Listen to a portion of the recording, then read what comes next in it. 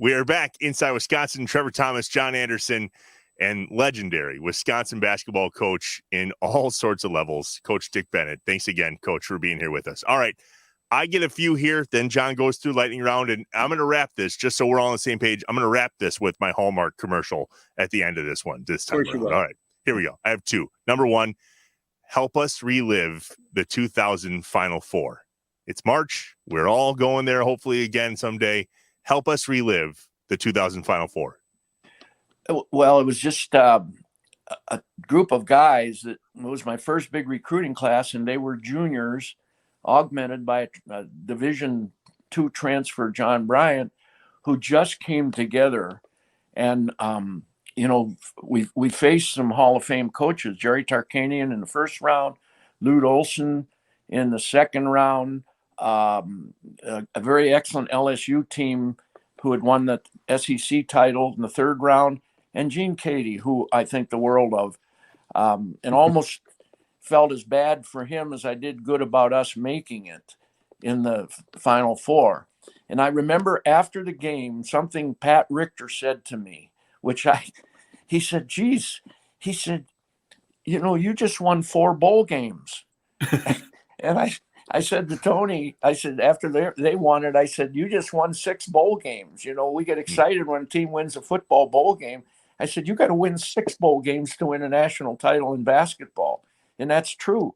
The thrill, I made a statement that I think the Lord had to plan, because I said, I'm enjoying this and hope that I can't even remember the statement. Tony memorized it.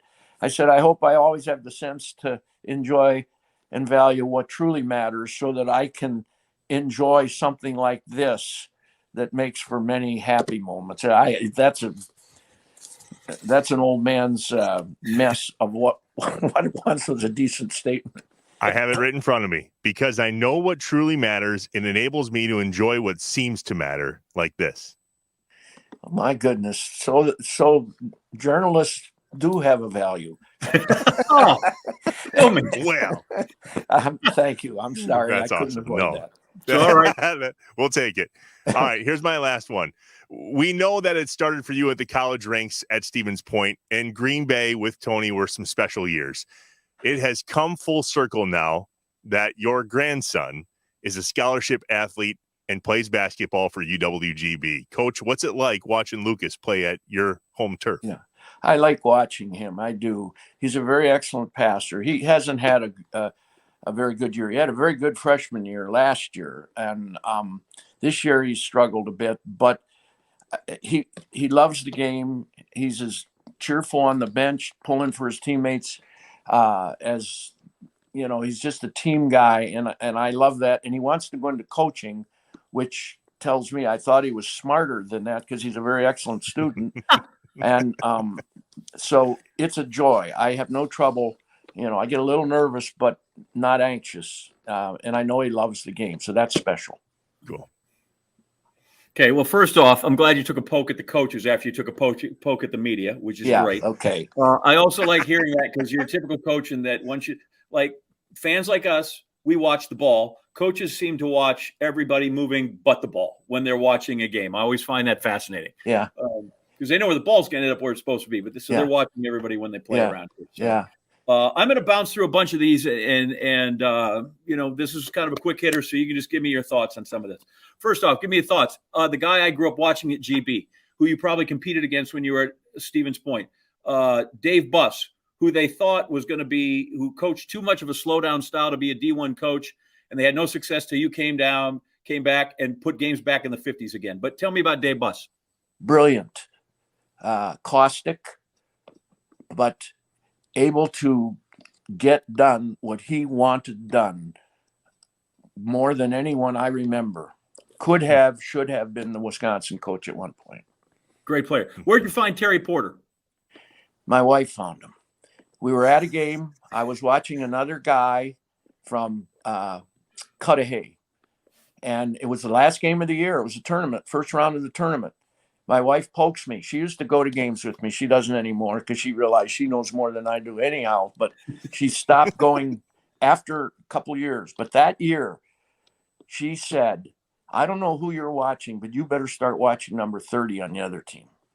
And it wasn't like he was a scholarship player. He fouled out, scored 7, but talk about all of those attributes that I value. He had them all. And so we didn't have to recruit against anybody. Mm-hmm. We got him up to point. He committed and is probably the best player I've ever coached. What does SPASH stand for? Stevens Point Area High School. Senior high school. Yep. Senior Stevens Point's. Yeah, that's true. He's one of my favorites. Do you have any memorabilia from 2019? Did Tony send you a piece of the net? You got anything from there? Yeah, he sent me actually I got he sent me a championship ring, which really, I might, who knows, after I'm gone, they might think it's my ring and I want it. But no, it's the players designed that, and that's really something. A couple of more real quick. Rippin, you're the same age basically as Harrison Ford. Do you know Harrison Ford? My roommate knew him. He was there when I was there, yes, but I did not know him. Okay. Give me one game that you'd either like to recoach or relive, just that sticks out. Michigan State in the first round of the tournament. We have a 6-point lead with about 3 minutes to go in the game down in Tucson. Brains decides we're going to slow them down. We go to 1-3-1, which I rarely played, but we had used different times. They hit 2 threes within a minute to tie the game. And we played, then we had to go back man to man. And Tony has said, Dad, why? Ever since that, why? He doesn't have to finish it.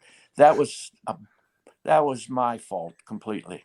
Listen, Al McGuire says the same thing. They were beaten by North Carolina, and they went to the four corners, dried their sweat, and it allowed them to come back. So sometimes you play what you want to play. Yeah. And the final one I have here is I need you to put the Bennett coaching family. I want them in order of most wins in college. Who has the most? Kathy, Tony, or Dick? Most wins. Tony.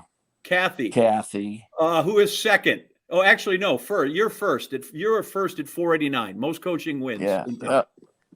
Yeah. Well, it took me a long time to do it because I also had the most losses by far. And then second is Kathy or Tony? In terms of wins. Boy, I would say Kathy. Kathy is second, and then Tony's third. Now he's got the title, but she's got some too. But just so you know, he's got work to do. You're at 489, she's at 353, and Tony's at 310 and counting. Yeah. As he comes through. Yeah. Fascinating. All right, I've got one more here to wrap this up. Trevor? I've got one more. Yeah. So, Coach, you're an inspirational guy. You shared a lot about your faith. I've heard you talk in numerous settings, and you leave feeling like you learned something, right? And I can't help but reminisce a little bit in talking with you about my high school playing days. And I promised my high school coach at some point I would be able to give him credit for the man he was off the court instead of the coach he was on the court. And I'll share the story, and then I'm curious to know your take in your years in the high school years. But my high school coach actually picked me up for school on Thursday mornings every single week because my parents split and I couldn't get to the high school that I was going to because I was at my dad's the night before. My high school coach was losing his wife from cancer at that moment and actually spent the time to pick me up and bring me to school every Thursday. That's what I remember most from my high school coach. I'm curious, what's some of the feedback that you got from your players in their most influential time in their life?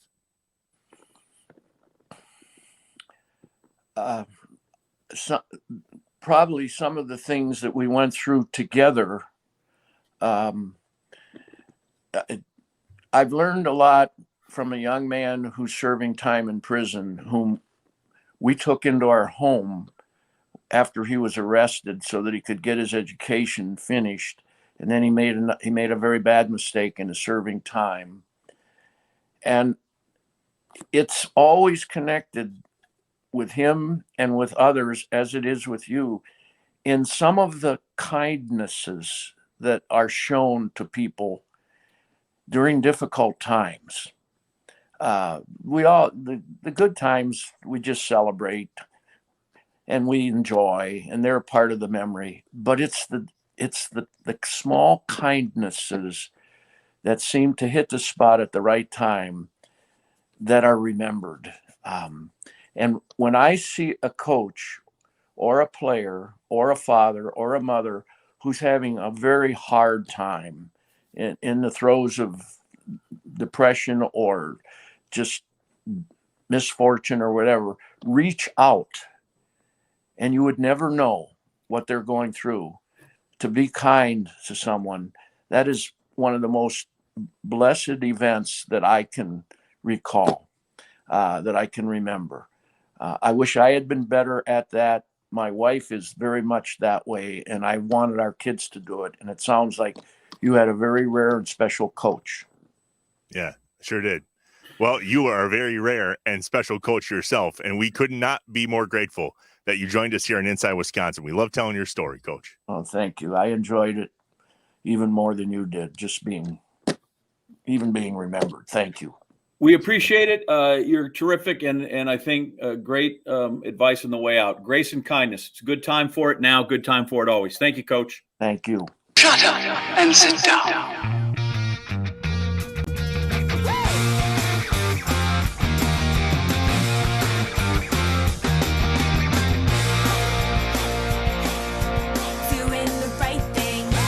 John, I bet that's fun for you because you were a GB guy, right? You are a GB guy, and you were a big GB fan growing up. Big GB guy, and then I'm just I'm kind of an old coach's guy, you know. And I always think I'm an old soul, and I think, no, actually, I think you're just old. But you talked about your coach, and I hear him talk about those kids. And literally, just the other day, I emailed my track coach from college, Coach Teal, who is 97 years old. Wow. And I just have respect for those guys. I love to listen to those stories. I feel like I'm kind of on a cusp. I know who all the current players and LeBron's guys are. Yeah. But the guys I grew up on when you're 7, 8, 9, 10, 11 that you don't get to meet. So I love to hear stories about those guys, love to hear people. So I'm a coach guy like that. And so I find him fascinating. And then, you know, some of the messaging is you can see why a guy's like that successful, right? Like you're the same guy. If the standards every day, and it's built on hard work and compassion and kindness, you know, most of the time he comes out on top. I guess maybe there's some coaches that practice that and aren't great, but you just hope that somewhere that's good enough and it's appreciated. Our parents make us, our coaches mold us. And that couldn't be more true with Coach Dick Bennett and your coach, and obviously my coach, Tim Wagner, as well.